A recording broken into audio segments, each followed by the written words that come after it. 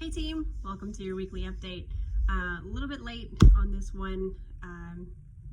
Myself and Alex are over at the VHMA conference in Philadelphia currently, so we've been a little busy getting some good CE to hopefully bring back some topics and some helpful tips with all the changes and all that stuff going on and all the crazies.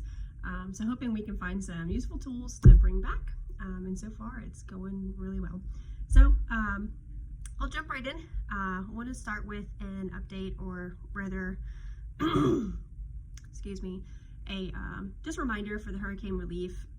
We don't have to have a specific timeline on anything as far as how long we can offer this. We want to keep mindful about it and be reasonable about it. But for now, we can continue to offer that to those who are calling and needing a scripted out. They're veterinarians affected by Hurricane Ida's passings and destruction.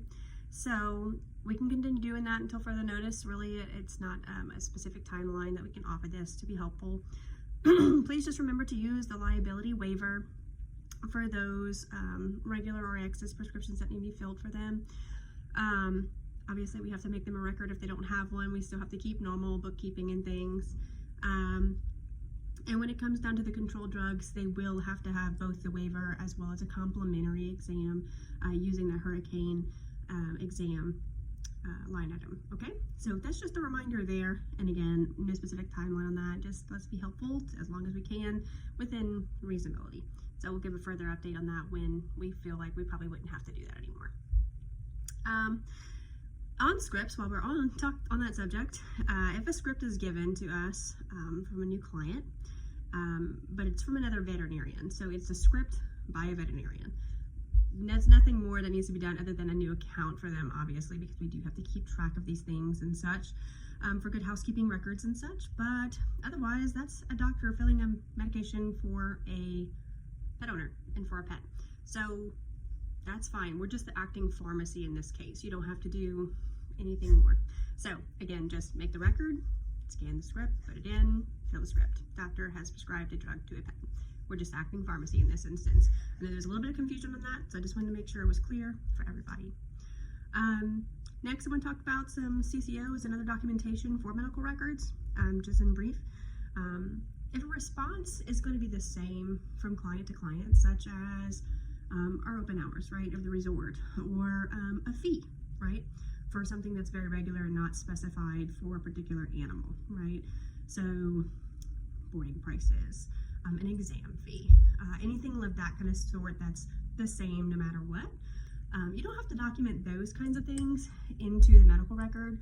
However, it's those things that are different for sure that we need to document so that our team, if they call back or should we need to call them for any other reason, we will know what's already been discussed and what fees you've maybe given them, maybe an estimate for some kind of service or treatment, or anything else that could be noted, medical history, anything else that they've given you information timeline wise, they've been having such and such symptoms and all those kinds of things.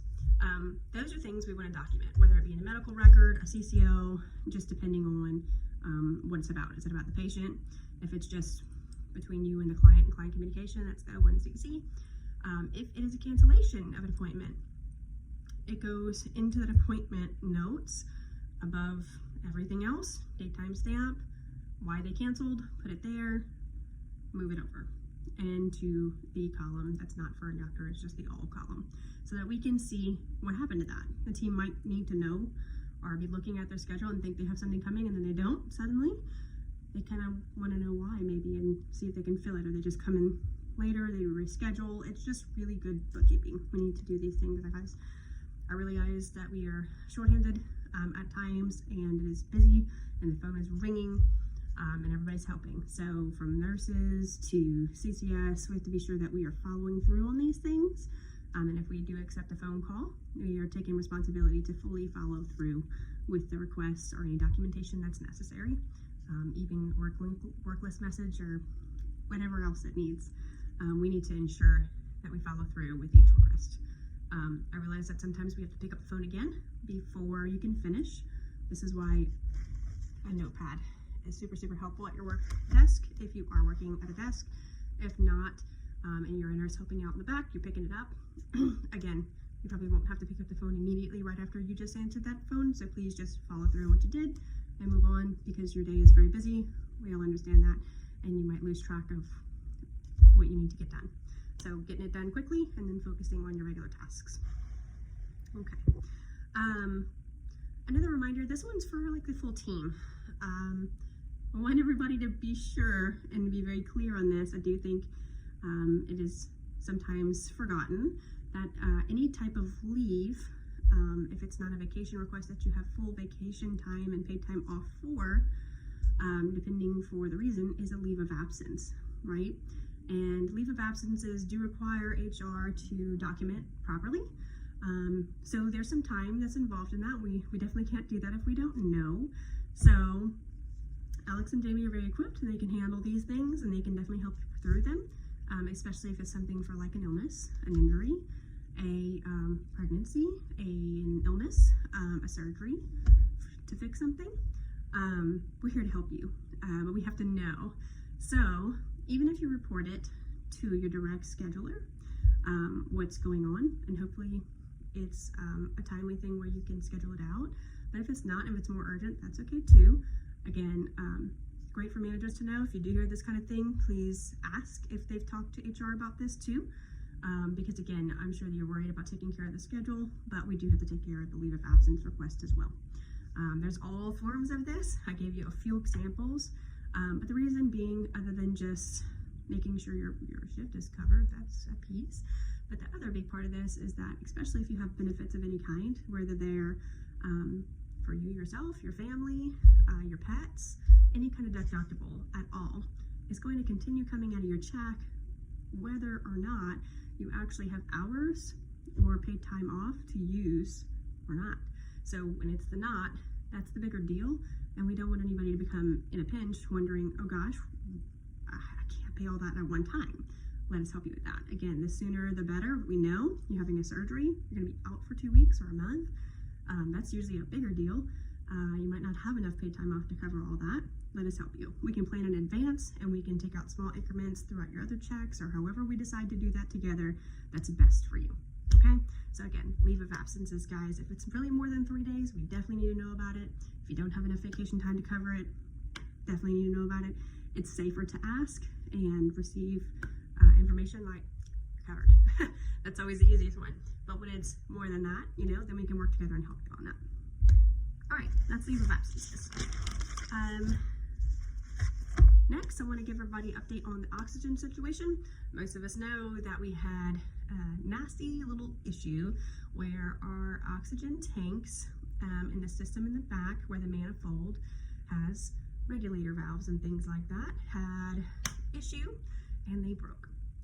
While this is detrimental, obviously, to the practice, by not having oxygen flowing through our walls and having outlets at every area that we can actually utilize the oxygen for anesthesia purposes, for emergency purposes, all of the above. It's also extremely dangerous in the event that how this was broken by accident. So from this point forward, just as Danielle told the nurses and such, no one other than the doctors, Danielle and Solti, should be allowed to use this. When I say use this, I mean turn on and off an oxygen tank and open another. Again, it's all about safety and, of course, well-being of practice, equipment and such. This is not long-term. This is until we come up with a formal training plan. It is not extremely difficult. However, it is just very particular. What we can't do is hear the alarm. Oh my goodness, we're running low on oxygen. Okay, first let's just make sure everybody knows that when that alarm goes off, that means we have about usually 500 pounds of oxygen pressure left. That's actually a good bit. It's okay. It's like a first warning. Sometimes it's less than this, but it's never going to be probably under 200. You're still going to have oxygen flowing through the wall. It didn't just abruptly end. There's lots of pressure in those lines that are still filled with oxygen. So calmly, please, someone who's educated and knows how properly after this training session, go turn off the alarm, and either grab the appropriate person to go turn a new bottle on, or if you know how, you may go and do it at that time. But again, it's not a rush. Please don't panic. Just turn the alarm off and then head out to the oxygen closet outside. Okay, when you get there, turn off the valve to the currently in use bottle, and then swap the tags saying this one's now empty, and take the in-use tag off the bottle and place it onto the next bottle that is ready to use, and remove the older tag.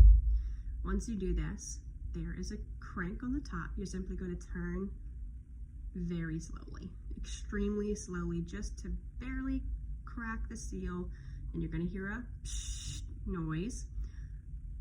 Let that pressure slowly enter the lines. We're talking about over 2,000 pounds of pressure coming from these oxygen tanks into our lines, which first hit a regulator that takes it from 2,000 pounds to 150, and then down to 40 at the next one. That's great. That's exactly what we need. It's just, you cannot simply just crank it open and let it hit that regulator so hard at 2,000 pounds plus, or it will break the regulator. What's worse is it won't just break the regulator.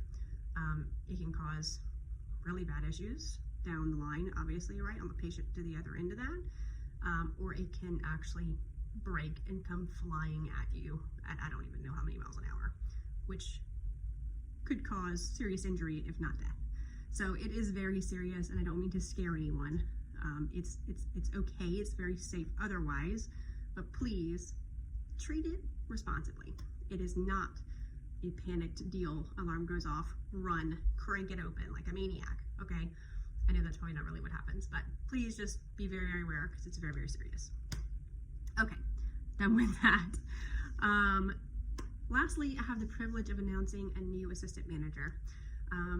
So in a department we haven't had an assistant manager directly and solely over in a very, very long time. Britlin has been managing the entire resort along with the grooming. We had broke Lily out of that, and she took care of the playground once we moved over to another facility.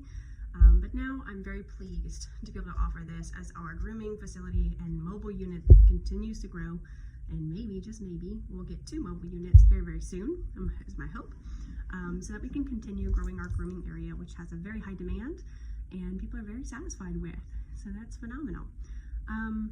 So just to let you guys know, if you haven't seen Kaylee in the CCS front desk lately as much, it's because she has come over to help us get on track with our training. So we've had newer team members. She's doing a phenomenal job and is continuing to check all of our processes and cleaning and just make everything tons better and more realistic and goal-oriented for everybody working in that area, as well as making things so much better for the patients and clients. So congratulations to Kaylee LaBeouf on making a new assistant manager role within the department. So just for clarity on that, Britlin is still our department manager. We have Lily over at the playground who's assistant manager, and now we have Kaylee entering into our grooming as an assistant manager as well. So everybody please give her a round of applause and congratulate her. Thanks so much, guys. See you later.